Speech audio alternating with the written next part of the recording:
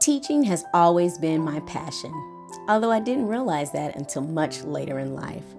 I became increasingly aware of how important education is and that it provides an avenue of opportunities that are limitless. A high-quality education is a fundamental right that is owed to every child who is a citizen of this country. On the contrary, high-quality education is looked at as more of a luxury, and it's only available to those who can afford it. This injustice has led to what is known as the academic achievement gap. For the past 50 years, there has been a consistent disparity in academic performance and educational attainment between specific groups of students. The group in which there is the highest percentage of inequalities are African American boys. Under the current system, African American boys are predicted to always be 3 grade levels behind white students once they reach high school. This is a travesty and a social injustice that must be corrected. As a form of social justice restoration, the most effective way to ensure the narrowing of the academic achievement gap is through federal regulation of high-quality early childhood education and its availability to all children, especially those who represent an underserved group. I've chosen to present my findings through an ethno-theater performance, also known as an ethnodrama. This ethnodrama consists of fictitious episodes and representations of my ideas and reality as an African American woman, parent, and pre-service teacher. Through this creative and emotionally taxing portrayal of real-life situations, I want to bring to light the vital necessity of high-quality early childhood education to be made available to all children, because the first years last forever. My name is Maisie Love, and I am the lead teacher of the Butterfly Room here at Sparks Academy. I believe that children are born wanting to learn, and the first years of their lives are very, very formidable in that this is an opportunity that will dictate their future endeavors. As it is now, children in our society are kind of cast to the side, they're not paid attention to, and very little is invested in them. And I think that that's a disservice. I think it's wrong, and that needs to change. And the best way to change that is through high quality early childhood education, and that's where I feel that I can be most productive. My name is Vera Nihilist, and I'm the lead teacher in the Caterpillar Room. And I was asked a question, and this is my response. I don't think it really matters that I enjoy what I do. There's a need. There's just a need, and that need needs to be filled. I believe that children have been just running rampant in classrooms over the years, and we just need to get a rein on it. More teachers need to just lay down the law where kids are concerned. We've really lost that. Most of the time, a lot of times there's no parental involvement, and those kids, you just really don't want to be bothered with them because you'd rather concentrate on the kids that do, really have that parental involvement and parents really care. Children they just need certain standards, and they need structure. That's what they need, and they need to learn that early because that's how it's going to be out in the real world. And the sooner you start teaching them that, the better it is. I mean, they're just little adults. That's all they are. So you treat them like little adults. You treat them accordingly. And I've had children who were actually like little monsters. They were little monsters. They were running rapid. They were just out of control. Nobody really wants this job. Nobody wants this job. Somebody has to do it. So I've been one of those people to step up to the plate and do it and enforce some things so that kids actually learn. That's how I feel.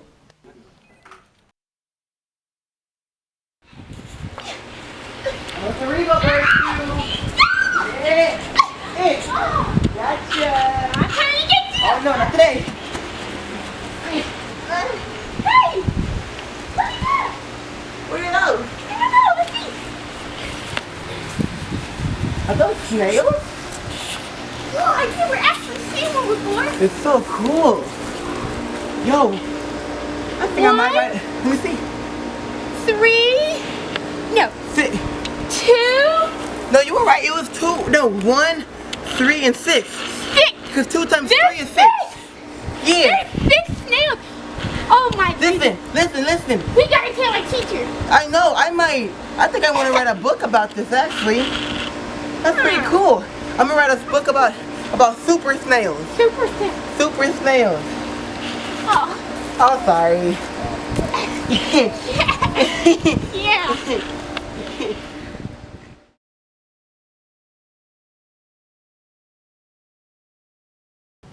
Good morning, class. We have a very fun project to do today.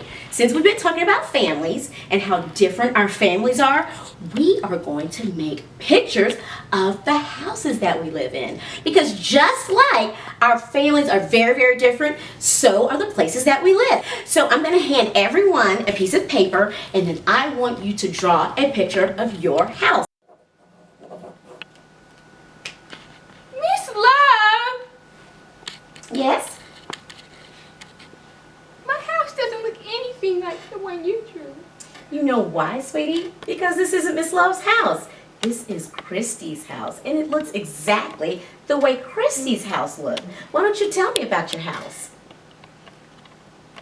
Well, this is the grass, and I put clouds, and I like a that. sun. I see. What's this? That's the sky. Oh, The color of the sky. I see And that. this is my pet. Oh, I have a doggy. You do? What's his name? Bert. Oh, Bert. Okay. Yeah. Very nice. I love that. Very good.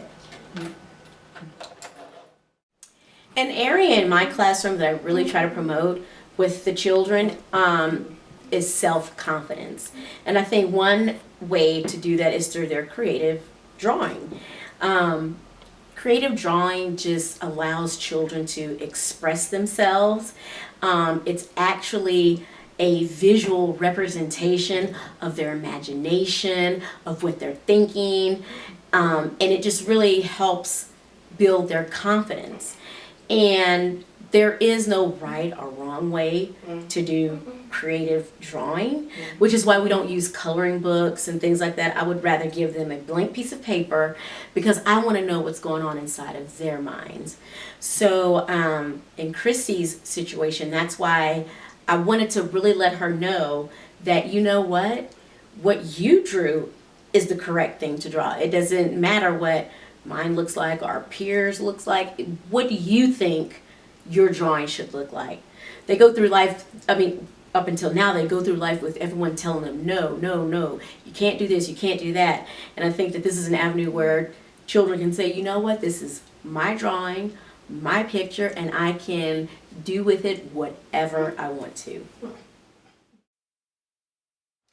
Class, before we began, I found someone's work, and I wanted to make sure that I knew who it was. So That's mine. Oh, is Yeah, it? that's Is mine. this yours? Yes. Okay. Look, if you look at it, see, we were outside and we saw, what was it, snail? Snails. They were snails. Yeah, There were like there was a 6 of lot. them, I think. Yeah, there was like a whole Really? bunch. It was like no, 3. remember it's like G or something. Z. Yeah, cute. Okay, so you saw snails outside?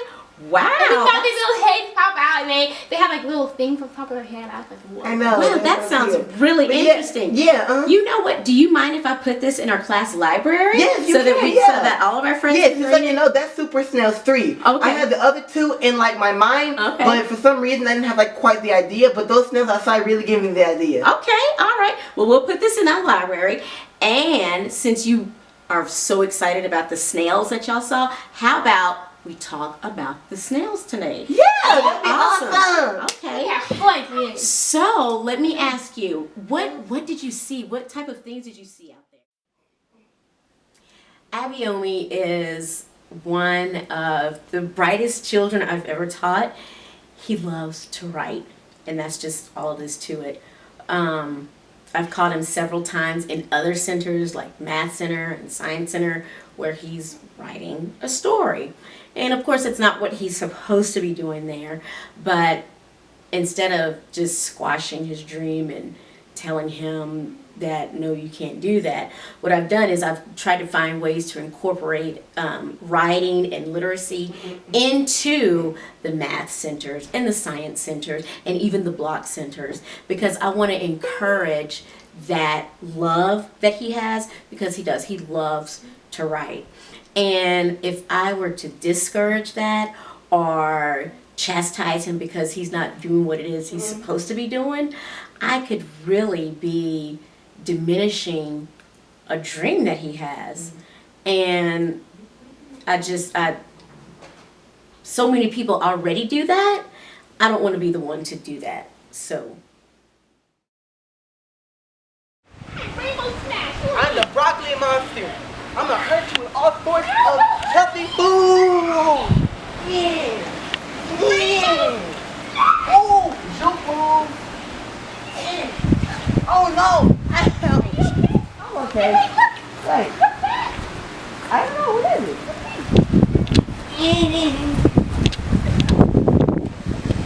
Stop laughing at me.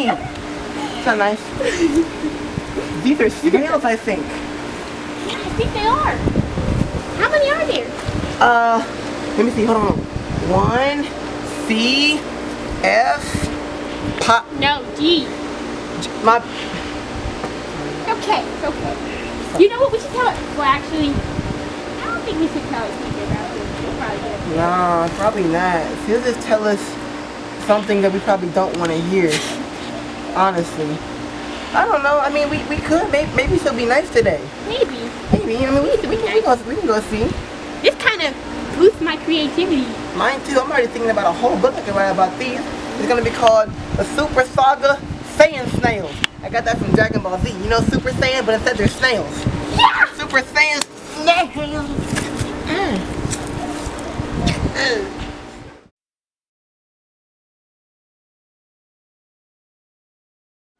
Okay, kids, listen up. I need you guys to listen up. Okay, today we are going to draw pictures of houses. Okay, you got that? Houses. Miss Nihilus, Yes. my house doesn't look like the one you drew. No, it really doesn't. Did you even try? Doesn't even look like you tried here. You know what? You just probably need to do this all over again. There you go. You have to understand that these children really need structure and not just fly off on tangents. I want to reel her in to let her know that she needs to follow instructions more closely and carefully, because this is what she's going to be faced with in the real world. You know, I seriously doubt, I mean, I guess what you haven't noticed that the children here are, you know, they come from a different background. There's not a lot of parental involvement, and I doubt if there will be much more parental involvement after this. And the jobs that they will probably get will probably be jobs where they will have to follow instructions. And what I'm doing is I feel that I'm preparing her for a world where she will be able to follow instructions and follow them to the T. That's what she needs to do.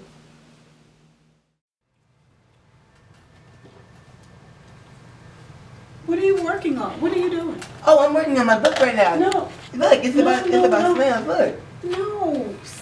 This isn't it. These aren't even words. No, it is. I can read it to you. No. You know what? Since you are so excited about reading, I tell you what. This is what you're going to do.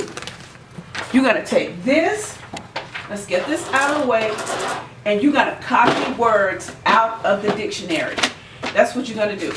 You're going to start here and copy all the words until I tell you to stop, okay? Since you can't do what you're supposed to do. Do you understand? Yes, ma'am. Okay.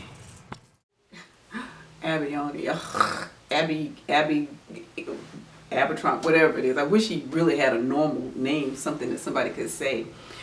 Anyway, with him, he hasn't gotten in trouble yet.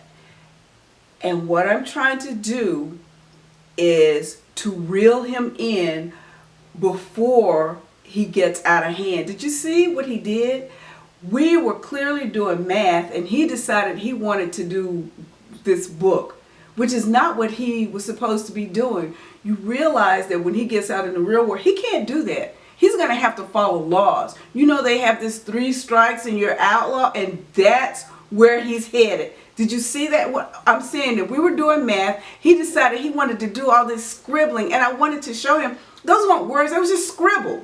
It was scribble, and with the dictionary, he can actually see what words look like, and if he copies them, then he can see that that's how it's supposed to look, and not that scribble that he had on that paper.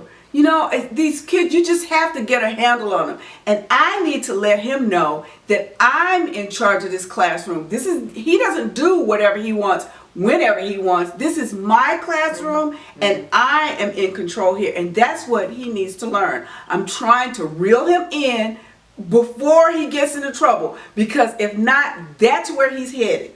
He's headed down that path to doing whatever he wants, which means trouble.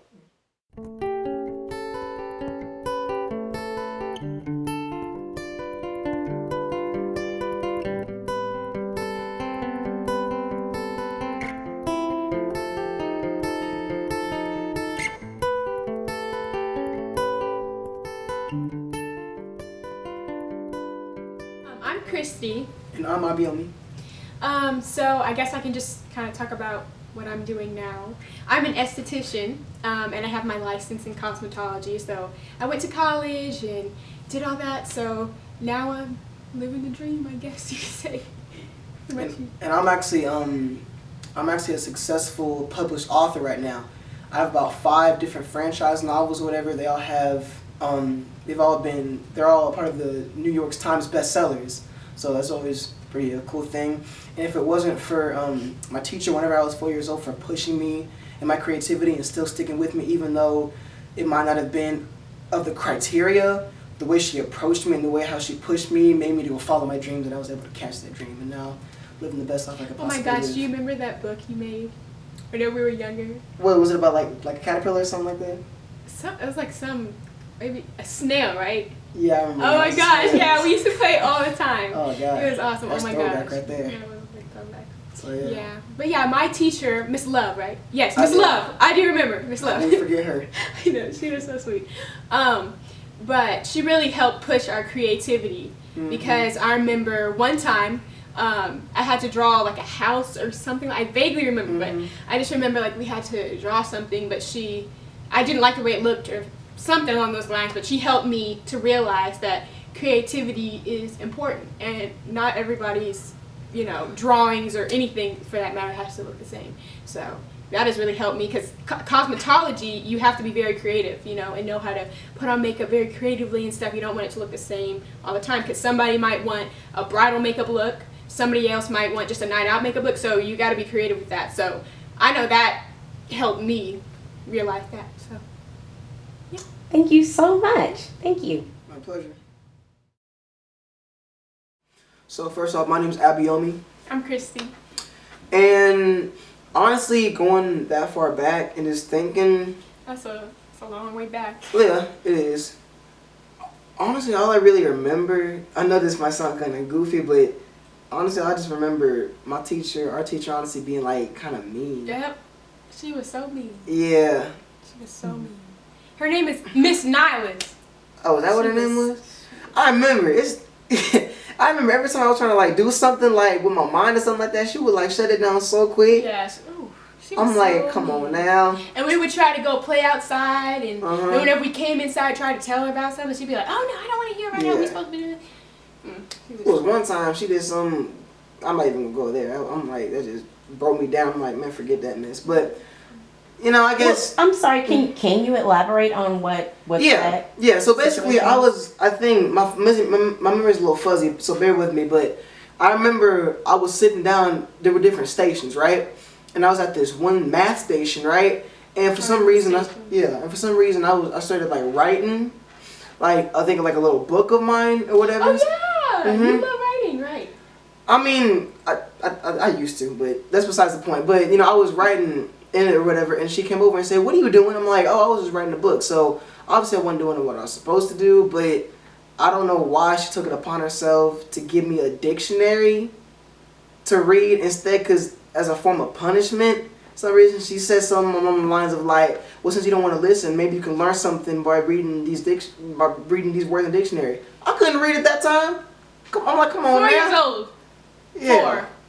So that She was, need to be fired. so yeah, that's basically, you know, I tried. Shoot, I tried. She wasn't working with us, but I mean, I'm not gonna lie. I feel like I'm doing pretty good right now. I'm kind of in between jobs right now, but you know, hey, you know, God is good. I'm trying to do the best that I can. You know, whatever, you know. So where that we living today. So Yeah, speaking of that, I'm actually trying to get my life together too, because oh Lord, I'm trying to go to college right now, but I'm also in between jobs right now. I'm a single mother, so it's kind of hard to, you know, try to manage school and have a child at the same time. But I am praying, and I'm just trying to get my life back together. bingo. Well, thank you all so much for participating in this. I really appreciate you taking out the time to speak with us. Thank sure. you. Good to see you. See you too.